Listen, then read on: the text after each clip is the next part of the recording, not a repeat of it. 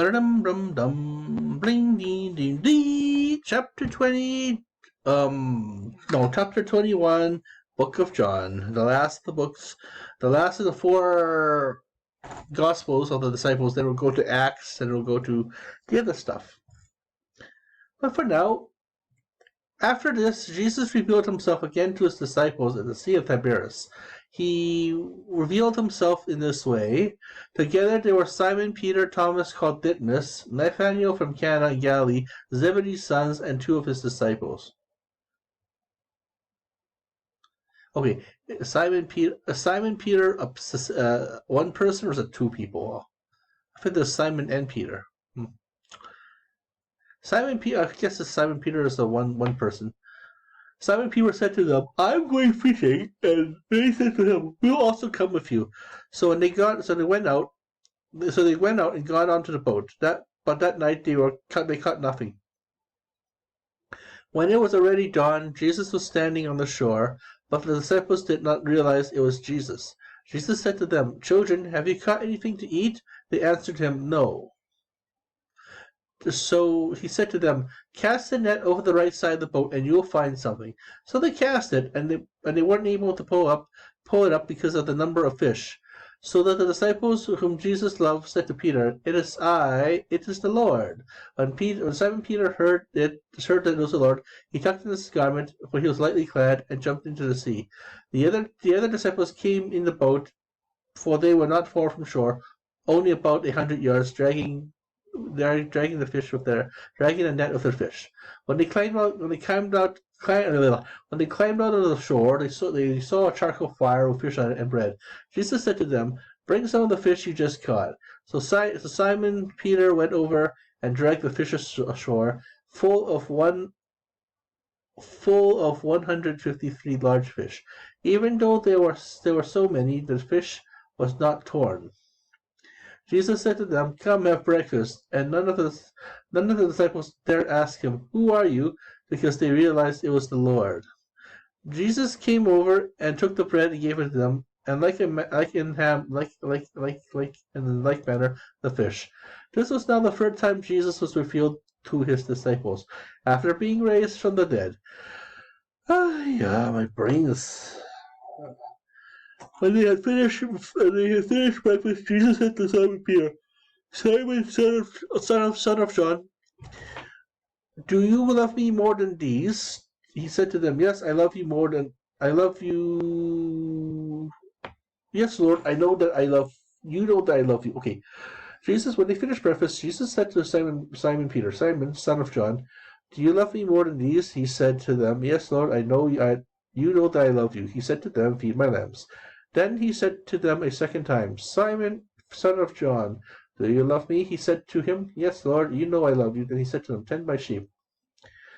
Then he said to them a third time, "Simon, son of the God, do you love me?" Peter said, Peter was distressed, and he said that to him a third time, "Do you love me?" Then he said to him, "Lord, you know everything. You know everything. You know that I love you." Jesus said to him, "Feed my sheep." Amen, amen, I say unto you, when you were younger, you used to dress yourself and go where you wanted. But when you grow old, you'll stretch out your hands, and someone else will dress you and lead you to where you do not want to go. He said this signifying what kind of death he would glorify God. And when he had said this, he said to them, "Follow me." Peter turned and saw the disciples following, whom Jesus loved, the one who had also reclined on his chest during supper, and said, "Master, who is the one who will betray you?" When Peter saw him, he said to Jesus, "Lord, what about him?" Jesus said to him, What if I want him to remain until I come? What concern of it is yours? You follow me." So the word spread among the brothers that the disciple would not die, but Jesus had told him that he would not die. Just what if I want him to remain until I come? What concern of it is yours? What's this now? Someone else is going to betray Jesus? I never heard of this one before. Definitely warrants more study. It is the disciple who testifies these things and has written them, and we know that this testimony is true. there are also many things that Jesus did, but these were to be described individually. I do not think the whole world would contain books that would contain the books that would be written. So Jesus did a lot of cool other cool stuff. So he's being betrayed the second time by Judas Part 2. Okay, I definitely because this is definitely not in the stuff that I've read before. But that's it, guys. That's parting of such sweet sorrow. But don't worry, we have Acts and we have the other stuff too, and I'm sure there's other Gospels of Jesus out there. First, the Book of Mormon. Well, the Book of Mormon is an extra testimony, so there's technically an extra. It's gonna be the third book of the Gospel of Jesus, according to the Mormons. The New Testament. You have the Torah, the Talmud, the Old Testament, that covers all the Mosaic stuff, Moses, parting the 10 Seas, the founding of the state of Israel, and cool stuff like that. And then you have the intermittent periods, the works of the New Testament, which is the main work of the Christian religion, the Christ sect of Judaism, I guess. Then you have the Book of Mormon, which is supposedly a third book, and then you have other religions too. In fact, if you do a Google search on some tombs of Jesus in Japan, there's some sects in Japan, some esoteric sects in Japan, some in India, some in Persia, some other places as well, where they say they contain the mysterious teachings of the other rabbi or the mysticism, that during the first 30 years of Jesus' life, before this little 3-year troika period, 33, when he turned 33, he was ganked by the cross. But so this particular New Testament contains his 3 years ministry. But what about the 30 years, right? So there's some ancient Japanese texts, some ancient Buddhist texts about that as well, that he traveled through the ancient world, Persia, learning the mysticisms, traveled to India, perhaps. So and that's why it says here. That's why it says here. That's why it's leaving an opening here that there's a whole swag load of scriptures and ancient materials that for example, Jesus goes to the Americas. Jesus teaches in ancient worlds, and perhaps so who knows, as archaeologists keep on digging up the past and digging up this mythos of the mysterious spiritual teacher, this mysterious spiritual traveler that travels both east and west. Perhaps there is no dichotomous east versus west versus east bullshit, and that Jesus took the best of both worlds, and his writings reflect both worlds. That's my thing.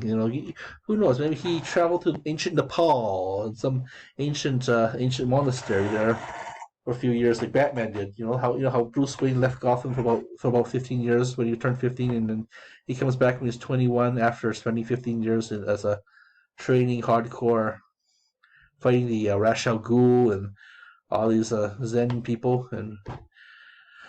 But that's but for now, for Western civilization, this is Canada is in the West, even though it's it's actually part of the West, Western Alberta. But yeah, that's we don't know. Lots. This is what those 400 level education is. When you go to when you take a degree program, you go up to the 4th year of your first bachelor's, and you reach those 400 level classes, the year 4, and they're called ancient esoteric religion, and this is all for those students to. For me, I'm just taking social work, getting a degree in social work, and that's it. I'm done. Getting a bachelor's degree in social work, maybe a master's degree. If I feel frisky enough to actually run one of these non-profits, I probably run into drugs. They don't have the brains for it, but I could be a social scientist, and I guess if I feel so inclined, I would like to maybe study at the U of A or U of C as the theology department, just to find just to see if I can fill in some of the cracks between East and West, and who knows, maybe Jesus was able to learn all those healing from some ancient guru from India, uh, and because maybe he is the Maitreya, maybe Rao's the Maitreya, Rao of Raoianism. Or perhaps it's the Bob of the Baha'i faith, or Joseph Smith, or perhaps it is truly the Pope. We don't know. We don't know. In 2020 years, these mysteries still elude us. Even though we're trying to lock in to fill in the gaps. We have the internet now. We have the Library of Alexandria, which is one big giant internet database in Egypt now, database in Egypt. So it's not the library of Alexandria. More scriptures are showing up. Private collectors, ancient rich dudes they're dying off and donating their writings. Perhaps there was a huge esoteric New Age library here. A professor at the U of C, he's dead now, but he left behind his whole library of dog-eared old tombs, and it was stored at the New Age library. It was stored at the New Age store over in Kensington, but now it's reverted back to its original use, which was the hardware store. That's what it was before, but it became a New Age place, and it became a hardware store again. So I guess it's for the gardeners there in Kensington. I don't know where that library has went to. Is one of the mysteries. Perhaps the Great Library of Calgary. And if I ever get rich enough, we can always donate it to the U of C library as part of their 40 400 level books. Uh, there's a writer called John Belair's. He's a gothic horror scary book writer. Back in the 50s and 60s and 80s and whatnot, that was his zeitgeist. That was his period, and he wrote that the main character is more. The premise is modern witches in the 50s or 60s, right? And they were able to actually have a faculty of witchcraft based on 400 level theology classes, and 400 levels, and you can study witchcraft, you can study feminism, you can study all these other traditions, and try to put them together. Like for example, the Wiccan religion was founded by a civic engineer, I believe, in England, and yeah, he spent all his life trying to restore the basics, the basic canons and the traditions of the Wiccan religion, neo-paganism, and that kind of branched out to the different neo-Hellenism, neo-Astroism, the Greek, the Norse gods and whatnot, and also there's also the growing age of atheism too, the internet, the growing age of science, and perhaps science can explain some of these phenomena that are supernatural. That this is science, right? Maybe Jesus talked to a bunch of ancient gurus and figured out how to manipulate nervous energy or something. I don't know. Or maybe he knew that the blind person was just suffering from pink eye and just spit goobers in his eyes or something. I don't know. Who knows? We'll find out when we die, right? But yeah, 2020 years. This is here. What if I wanted to read? It's But anyways, chap. So I read this line here. The many things that Jesus did not do that will be described individually. I do not think a whole world will contain enough books that will be written about this subject.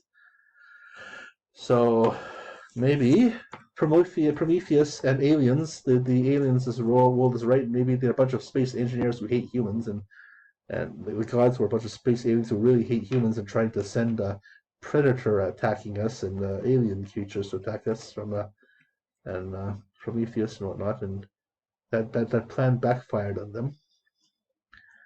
Okay, so that's that. This is post.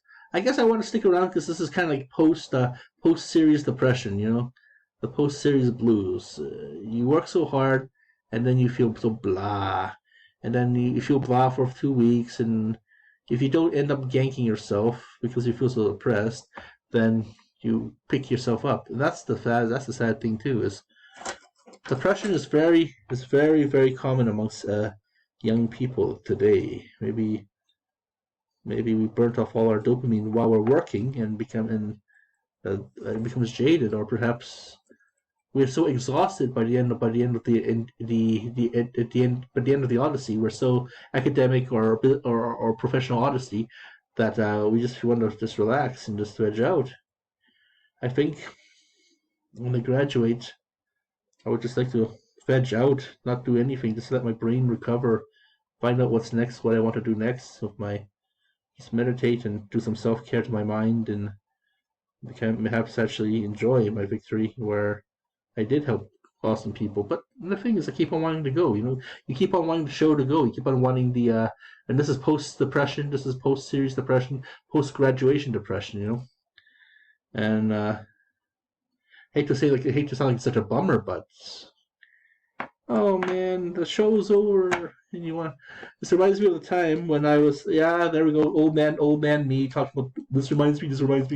But this does remind me of the time where I was doing the 2010 Olympics, 2010 Olympics in Vancouver in Whistler, the 2010 Paralympics in the Whistler Paralympic Village. And what happened was we were all doing the conga line. We're all trying to make the dance last as long as possible.